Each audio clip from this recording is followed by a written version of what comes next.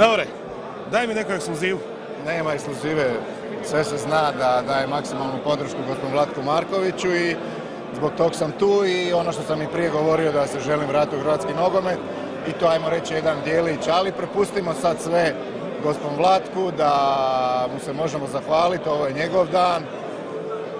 Čovjek koji je u nogometu, koji je i meni bio trener, znači volim respektirati, lijepo sam odgojen i želim da ljudi koji imaju malo više godina da imaju dostojanstvene i priredbe oproštane samo pljuvanjem ili da ih se osporava. Davore, jesi očekivao na ovaj način ulazak u priču HNS-a? Davno već smo počeli priču o tvom ulasku, ali sve nekog misli stalno samostalno.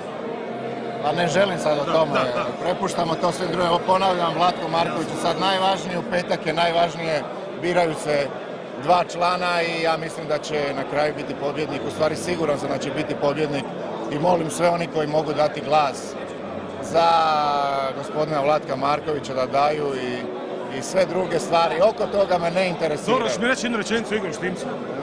Moj prijatelj ništa više, ali ovo je kampanja, zna se da ja, sjeti se po mojim prijašnjim izjavama da trebam nekog da pljunem ili nešto ne želim. I nije moj stav i mislim da to u predizbornoj kampanji neko si može dozvoliti, ali bit će dana, ostavimo iza 17.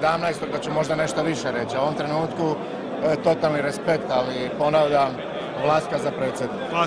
Molim.